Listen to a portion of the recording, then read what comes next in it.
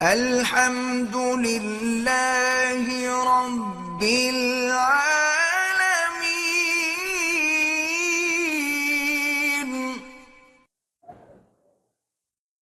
کہتا جی میرا ایک بھائی ہے، وہ معذور ہے، اس کا ایک بازو کٹا ہوا ہے، 4 بچیاں ہیں، وہ نائب قاصد کی نوکری کرتا ہے بجلی کے محکمے میں، 30 یا 35 ہزار اس کی تنخواہ ہے، اور اس کی بیوی کے پاس 6 لاکھ روپے کا زیور بھی ہے۔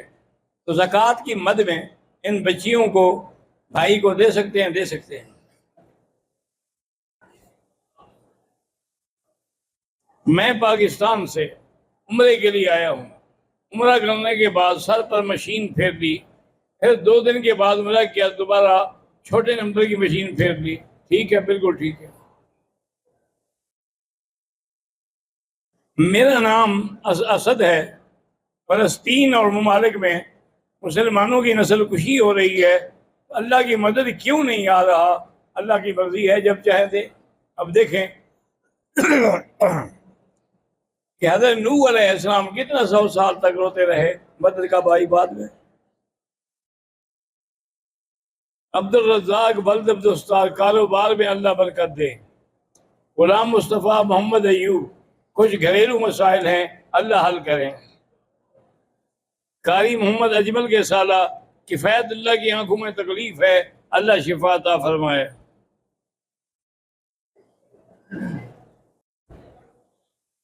حرم کی حدود جو ہے نا میرا بھائی، وہ تو بہت ہے۔ مسجد عائشہ بھی ایک حد ہے، جیلانہ بھی ایک حد ہے، ایک ابوذر چوک بھی حرم ہے، لیکن نماز تب ہوگی جب صفیں نظر آئیں۔ اگر کوئی سسر اپنی بہو کو بری نیت سے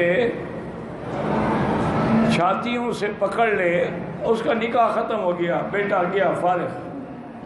انا للہ و انا الیہ راجعون۔ بہن یا بیٹی کے جہیز کے لیے والدین دولہے والوں سے پیسے لے سکتے ہیں؟ نہیں لے سکتے، وہ اپنی خوشی سے دیں، ایک الگ بات ہے، ورنہ ایک رواج بن گیا ہے، وہ سمجھے کہ نہیں دیں گے تو یہ بڑے بدنام ہو جائے، اس لیے ان کو دینا ہی پڑتا ہے چاہے کپڑے بک جائیں، حالانکہ شریعت میں ان کے ذمہ کچھ نہیں ماں سوا مہر کے۔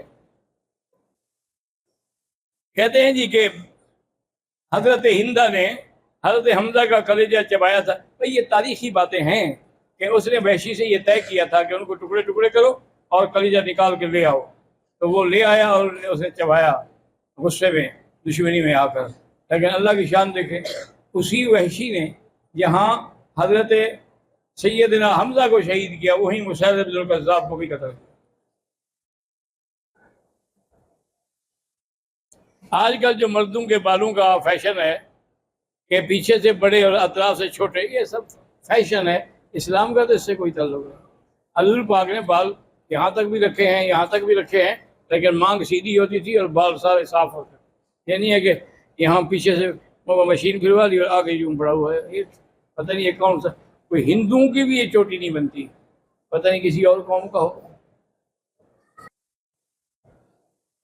انڈیا میں اس وقت صوبہ اتراکھنڈ میں ہندوستانی پولیس مسلمانوں کو گھروں سے نکال کے قتل کرتی ہے اور ان کو دہشت گرد اور خوف میں مبتلا کیا ہوا ہے۔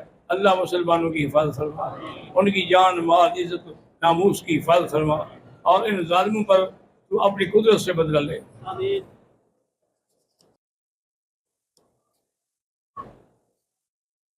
حسب عادت داری میں سے ہاتھ پھیر آدھا کو بال کر کے کچھ نہیں ہوتا ہے، خود نہ کھینچتے رہو کہ ایسا ایسا انشاءاللہ بچے گا ہی کچھ نہیں۔